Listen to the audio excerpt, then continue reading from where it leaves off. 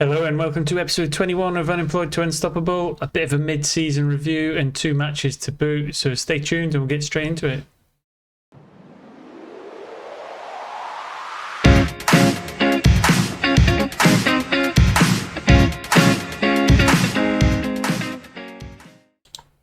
And as you can see, we're 23 matches into the season, so halfway exactly.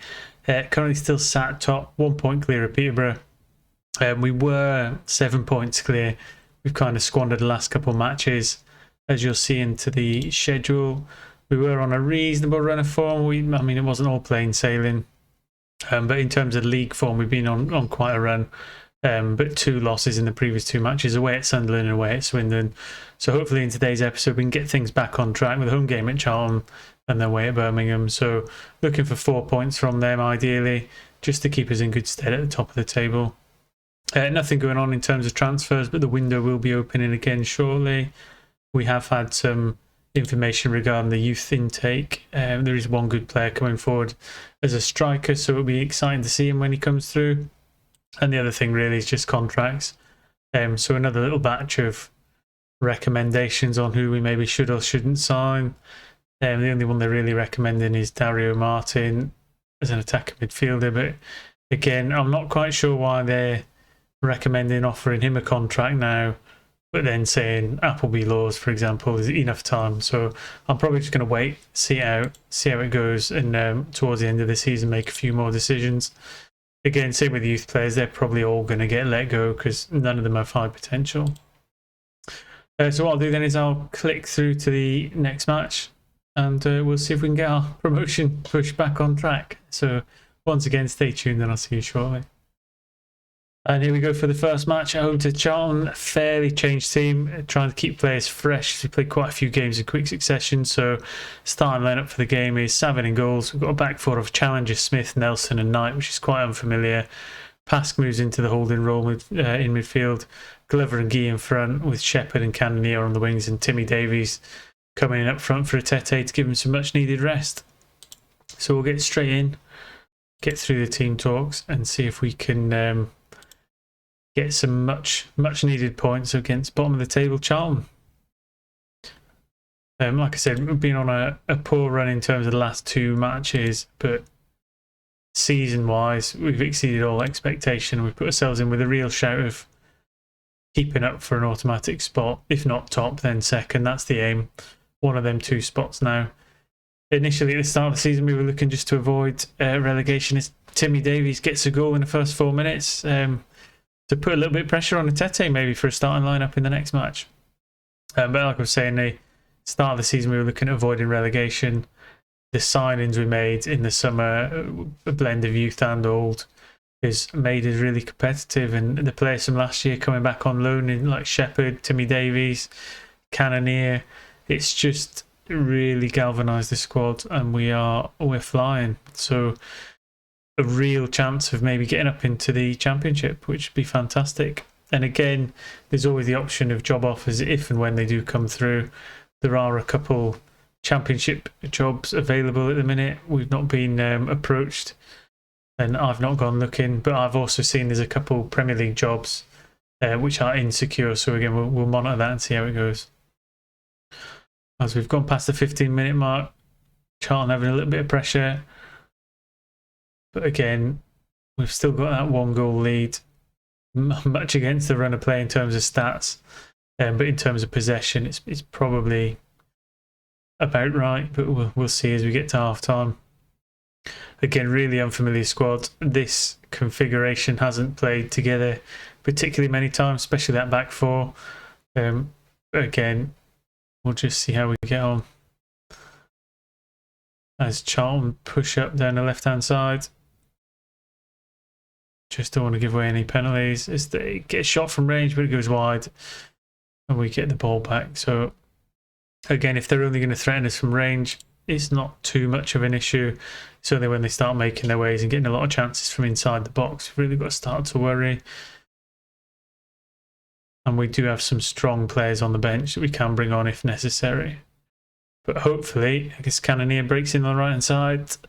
We could have got a second goal just before half-time, just to calm the nerves. We can hopefully give some of these players a longer rest. It'd be nice not to use a Tete at all, keep him fresh for the next game away at Birmingham. Glover breaks the edge of the box. Oh, and he lovely little finish into the bottom right hand corner. He had a lot to do from there. 20, 25 yards out. Take Pask off for Adeni. And again, hopefully we get to half time. Give a little team talk, get morale back up. Put them 2 previous defeats in the previous 2 matches behind us. And we can start a new unbeaten run to accumulate as many points as we can get our grubby little mitts on. So, yeah. So, not going too bad. Glover having a great game in midfield. He actually came to me before the match to say he was disappointed not to start as many games. So we said we'd give him some more game time, and he's duly repaid us with what has been a great performance so far. As Knight picks up the mess at the back there, and we can bring the ball out, try and apply a bit more pressure of our own. Nelson steps forward, but it looks like a foul to me. Oof. Puts it past the post, but I'm not a bit dubious about that. I would have expected the whistle to go. As another corner comes in. A bit of pressure building from Charlton. Just keeping an eye on some fitness of some players here. Will Smith's at the lowest. But again, he's playing a 7. He's currently on a clean sheet. So I'm a bit reluctant to change too much. Peterborough is one of the teams we need to watch out for if they pop out in the scores from other teams. They're closest rivals, so we really need to just keep an eye on their results and make sure we outpoint them as we go into the final 25 minutes. Here we go. Smith for Honda mark is not convinced entirely, but Smith is tired, and I wouldn't want him to get caught late in the game with somebody fitter and faster than him, which lets them get back into the match. So with 15 minutes to go, Honda Mark, not a traditional centre-half by any stretch of the imagination, but he is a good player and he's fit. So we'll get him in there and hopefully see out this last 10 minutes. Challenger playing well at left back, again unfamiliar position. Knight starting to play a few more games at right back. Although Nilsson, our first choice, again just being rested, as is Atete. And with 5 minutes to go, it looks like resting a huge number of players is going to have done us a favour. As I say, that commentator's curse. Charlton seem to have a chance, although we've won the ball back and have a chance to counter of our own. Davies puts it up to Glover, but again, it's nowhere near him.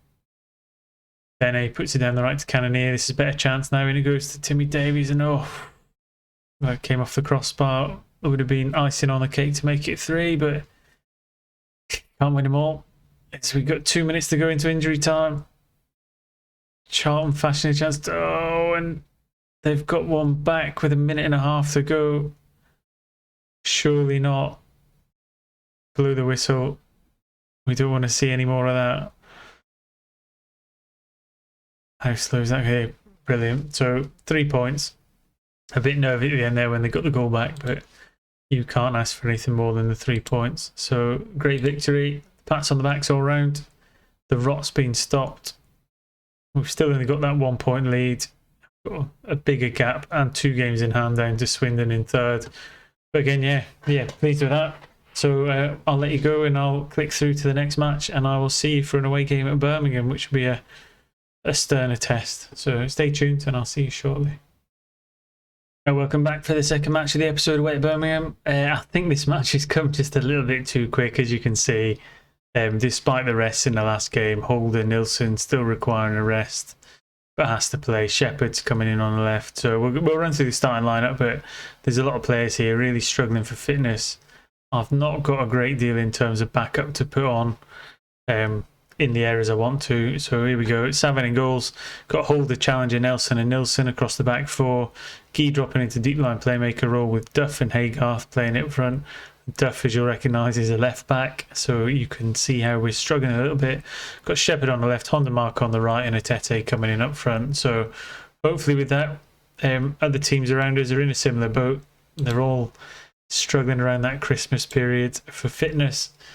So we'll just we'll patch it all together. We'll GM up as much as we can. and we will see if we can get through another match and turn this into a 6-pointer episode. We've done it before, and I'm sure we can do it again. So let's pull our socks up. Let's grab our cups of tea or whatever and cheer them on as best we can. So here we go. Big crucial game. As we just break in early on, not a lot in terms of chances. It's probably a lot of really tired, cold, struggling players just trying to get through the 1st of January in the best way they can in what would normally be a fairly snowy or wet affair. As we bring the ball out from the back, Duff in the middle of the park, back to Key, hold it down the left. Quite patient play, but not really penetrating through their back line too much. And they seem to be pegging us fairly tightly in there, although Haygarth's got some space. We've gone right back again. This time out to Hondermark into a Tete, and he had a chance early on, 7 minutes into the game, but he's just skewed it wide. Positive signs though, 3 shots on target early on. Well, not on target, 3 shots, none on target, but again, having the lion's share of the possession and the chances so far as we come up to the 15-minute mark. Again, all we need is one goal and we hold on for 90 minutes. That's, the 1-0 win will be good enough. As Birmingham just starting to indicate that they're getting back into the game. As we can see there, Peterborough creeping onto top spot for the first time in a long time. So there is a lot of pressure on us now to try and get this score and reassert ourselves at the top of the league. But we don't need to be relying on Burton to do us any favours. What we need to be doing is winning the games ourselves. And if that means in January we have to bring in 1 or 2 players just to ease the fitness concerns, then we might just have to do it. I don't think we've got any room for any more loans, although there may be one spot we can utilise. But again, we just need to bolster the numbers to get us through these difficult periods and ensure that we're still there or thereabouts come the end of the season. As the ball goes in wide to Cannonier, Haygarth with a chance, but again, not really threatening from that kind of range. As we've gone past the half-hour mark, unable to hit the target either side. Peterborough still with that 1-0 lead, has them at the top of the table. So it's not the New Year's bumper Christmas bonus we want, but there is still time. So we'll get to half-time. We'll see what we can do in terms of raising the morale of the players. Don't think there's too much in terms of substitutions, although Duff would be one area we could bring in a more natural centre-half. As Welch Hayes comes on for Nilsson, returning from a long-term injury layoff. See if he can get some game time, get his fitness up and give us a bit more flexibility in that right-back position. As we approach 45 minutes, a little bit of injury time. And that should be it. So in we go. Leading on XG, leading on possession, but not able to make any clear-cut chances. As we send the players out for the second half. They know what they need to do. And we know what we want. Again, let me know in the comment section how your games are going. Have you started in the lower leagues or have you started at the top? Been some interesting saves in this this version of the game. I know a lot of people have been playing Newcastle saves because of the multi-million pounds they've got. But again, if you've been having any joy or you've got any special achievements you've done or roads to glory, then yeah, let me know in the comment section. It's always good to hear what other people have been doing. Another chance for Birmingham. Can we sneak it off them? No. It looks like they're going to forge a chance. Playing out wide to the right. Cuts into the middle. And again, not too far away. Bit of a threatening one, that. Honda mark from McGarry. Again, we're really, really struggling. I think there's a few players playing out of position now. And again, McGarry's not really the wing wizard you want out there. He might surprise me. He might go on a barnstorming run any minute now, and what we'd give for it. But with 30 minutes to go, I'm edging towards taking a 0-0, to be honest. Just to get these players back into some sort of fitness. So 25 minutes to go. Not a lot happening. I'm going to make a change. We'll take Duff off. Get a Denny on. No, we've already made 3. I thought we'd only made 2. So there you go. 20 minutes to go. Unable to change anything in terms of personnel. And you could see from that they were all looking absolutely shattered. I think the linesman's going to save us from this one. Yeah. So Birmingham have had the ball in the back of the net. Burton have got an equaliser against Peterborough, which puts us back in top temporarily. Again, we're 15 minutes ago. It's poised on a nice edge. Again, can our players just see us out for these final 10 to 15 minutes? I mean, we were aiming for 4 points, so if we get 4, we've hit the target. What we'd give for 6 just to bolster that position at the top and give us a little bit of breathing room. As you can see, Oxford climbing up the table as well. Not a million miles away. Another chance for Birmingham. Savin gets the ball, safe hands. Can he distribute? Cannoneer and acres of space down the left-hand wing. But he's just kind of stopped his run there. He's kind of took this thing out of the breakaway. He's got another chance now as he cuts inside to Atete, through to McGarry.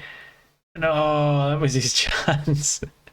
That was his chance for glory. The wing wizard, McGarry. He's taking a corner now.